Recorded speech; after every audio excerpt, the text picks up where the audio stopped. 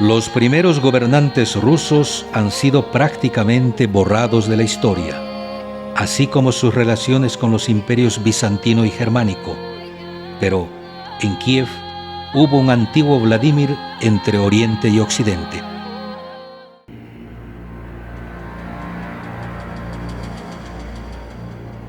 Historial presenta Historia de Rusia, Ruleta de Tronos. Videolibro 1, del año 790 al 1036.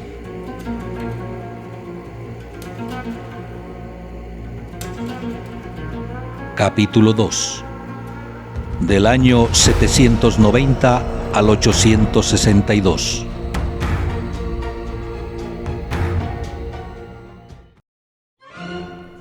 A fines del cuarto siglo de la era común, el Imperio Romano se terminó de dividir y en el quinto siglo se aceleraba la caída de su parte occidental, por lo que mucha gente migraba hacia el oriente del imperio buscando la nueva Roma, conocida como Constantinópolis, la ciudad que el emperador Constantino el Grande había restaurado en el año 330, hoy Istambul en la moderna Turquía.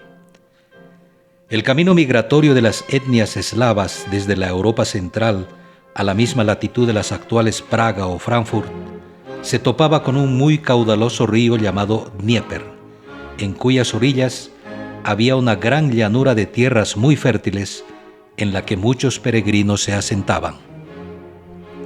Así, en la década de los años 480, comenzó a formarse una importante aglomeración de etnias eslavas orientales a la que llamaron Kiev, que en menos de 3 siglos después ya se encontraba constituida como un reino eslavo oriental que atrajo la atención del gran Kaganato de Jazaria.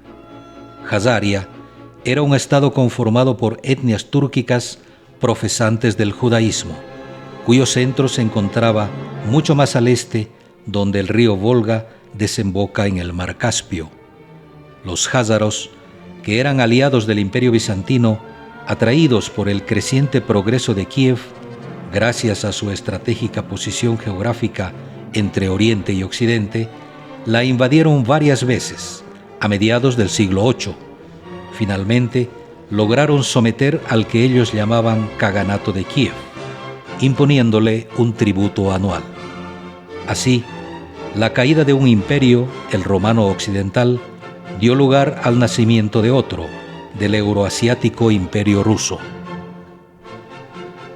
Empieza la última década del siglo VIII, y en la casa del Kagán de Kiev nace el heredero al trono, al que dieron el nombre clásico ruso de Vladimir. Como todo primogénito, recibe una rigurosa educación militar y ayuda a su padre a organizar día a día el desarrollo del emergente reino ruso con el objeto de liberarlo de las imposiciones del yugo jázaro. Cuando Vladimir hereda el trono de Kiev, sigue la misma línea política de su padre, orientada a fortalecer su reino, sobre todo en cuanto a sus capacidades militares. En las siguientes décadas, después con el acompañamiento de su hijo mayor Vyacheslav, Vladimir el I se dedica a preparar unas fuerzas armadas muy poderosas para la época, con destacamentos de guerreros especializados y armas de manufactura avanzada. El emperador bizantino Teofil, por medio de sus espías, estaba al tanto del poder bélico que iba adquiriendo el emergente reino ruso, por lo que ante una grave derrota sufrida con los árabes en el año 838, envía emisarios a Kiev para invitar al kniaz ruso Vladimir el I a prestar un servicio al imperio de apoyo militar bien remunerado. Vladimir ve una buena oportunidad estratégica y él mismo encabeza un numeroso contingente de guerreros rusos para apoyar militarmente a la Guardia Imperial Bizantina. Al siguiente año, los rusos quieren retornar a Kiev, pero el camino estaba repleto de innumerables hordas de nómadas de las estepas del Mar Negro, por lo que piden al emperador bizantino Teofil que interceda ante el imperio franco-germánico para que les dejen cruzar por tierras europeas que les resultaban más seguras. El emperador accede a la petición de los rusos, aprovechando que debía enviar al palacio franco-germánico una comitiva para tratar asuntos de Estado entre ambos imperios. Así, el 15 de junio del año 839, el emperador franco-germánico Ludwig I el Piadoso recibe en su palacio de Ingelheim a los embajadores de Constantinópolis, quienes traían una carta en la que el emperador bizantino pide un salvoconducto para los rusos. Este hecho histórico fue grabado en los Anales Bertiniani por el escribano español Prudencio de Troyes y decía que con los embajadores griegos llegaron unos ros, cuyo rey era un cacanus, que piden permiso para cruzar tierras germánicas y así poder retornar a su país. El emperador germánico dijo que estos ros le parecían espías suecos y que antes debía investigarlos, pero claramente estaba confundido, pues no podía tratarse de escandinavos suecos por la sencilla razón que para retornar a Suecia desde Constantinópolis no necesitaban cruzar tierras de nadie, sino navegar como buenos vikingos por el mar Mediterráneo, dar la vuelta en el océano Atlántico y seguir por el mar del Norte. El apelativo Ros inequívocamente se refiere a rusos, porque la etnia asociada con los suecos es la antigua tribu germánica de los Svear, y el término Cacanus se refiere a Kagán, que es el título de los monarcas orientales.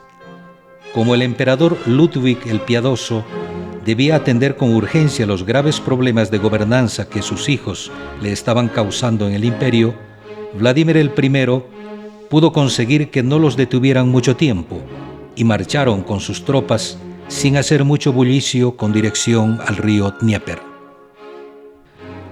Cuando está pasando el invierno del siguiente año, por fin Vladimir al frente de sus cansados guerreros arriban a su capital Kiev, donde son bien recibidos después de tan larga ausencia.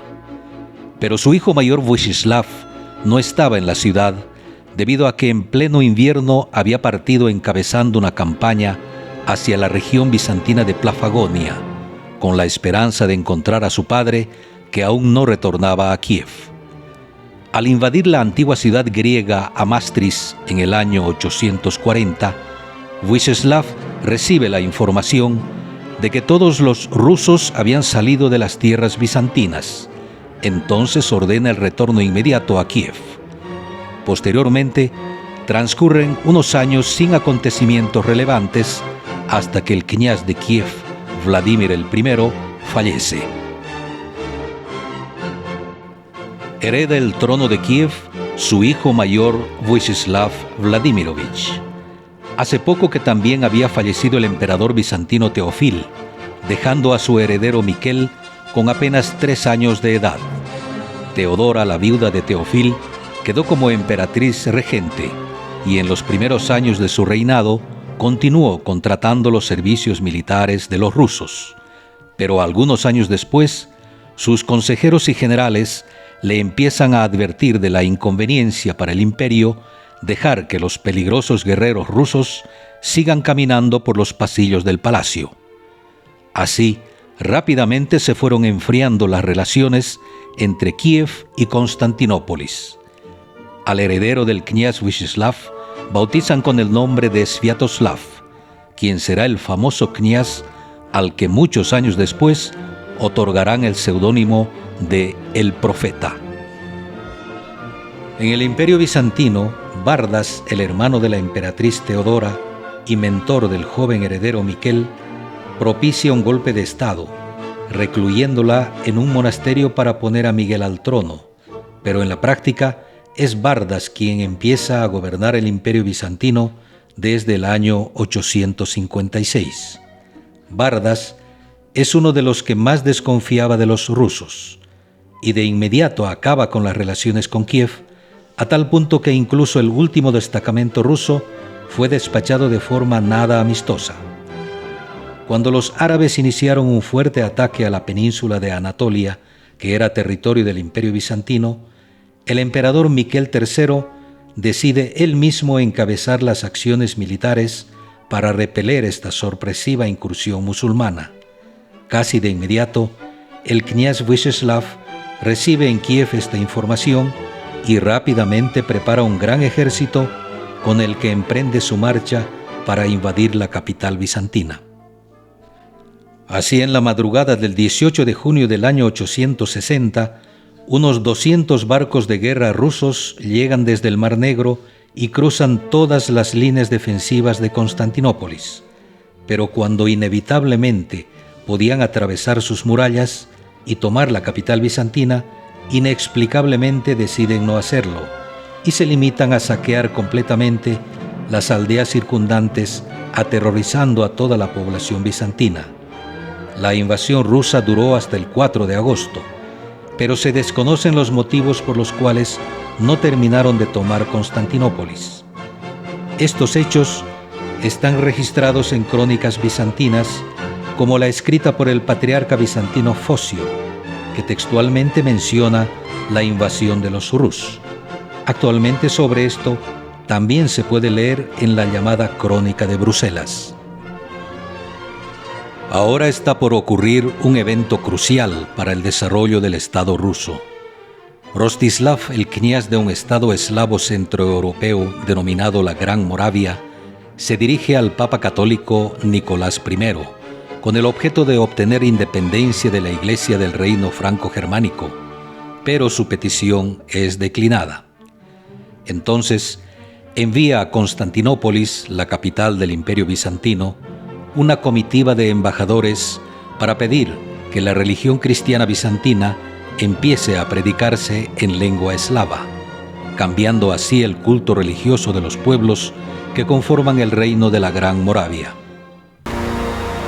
Gracias por su gentil atención.